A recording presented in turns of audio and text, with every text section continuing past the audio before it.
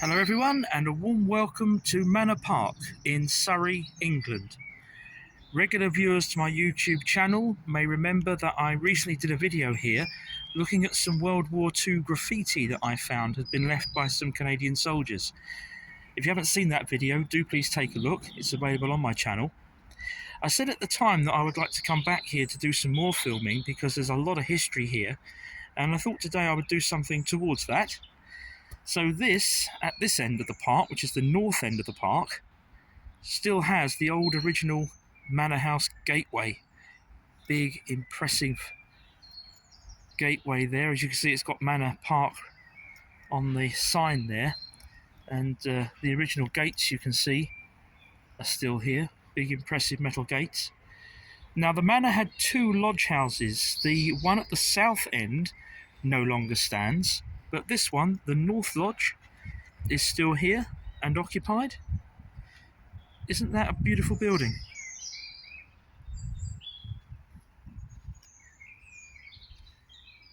Really, really lovely.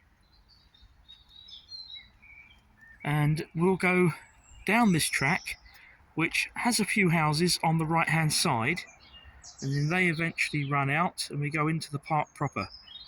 So we'll have a look down there in a moment.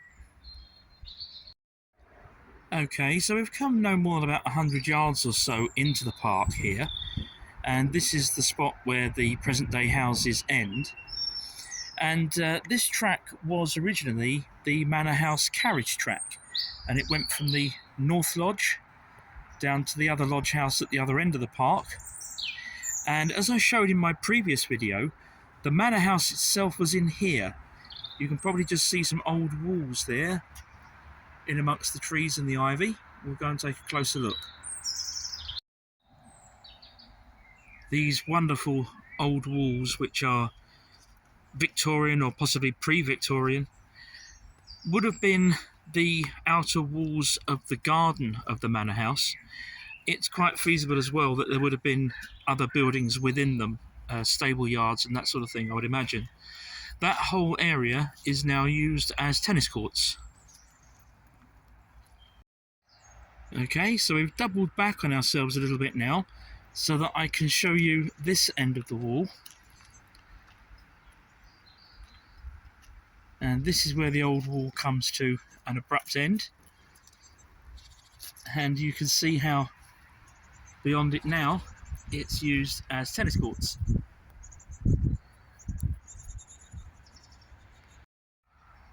Having left the tennis courts, let's wander a bit further down the old carriage track to where the main manor house used to stand. As we head towards the site of the old manor house, I wanted to briefly stop off to show you this. There are still occasional sections of the old original metal fencing that used to run along the side of the carriage track by the manor house. And you can see here how this piece, the tree, has grown up into it, and then the tree has come down and taken this section of the old metal fencing with it. It's quite remarkable. But that is very old, roughly 19th century metalwork.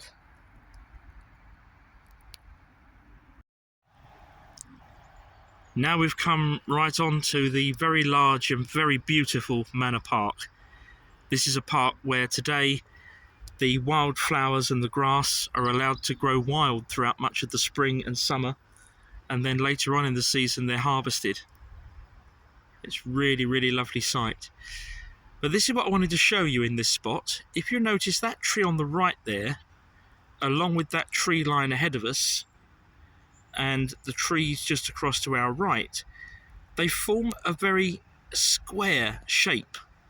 There's a very abrupt and somewhat unnatural edge to this tree line, and the reason is that the manor house used to stand right there, and we're going to have a look at that in a bit more perspective. Right, so in order to give you that better perspective that I was talking about, I've come up to this spot, looking back at where the old manor house used to stand, to recreate an old photograph. This picture shows how the manor house used to sit nestled amongst the trees, with the carriage track obscured to the right-hand side.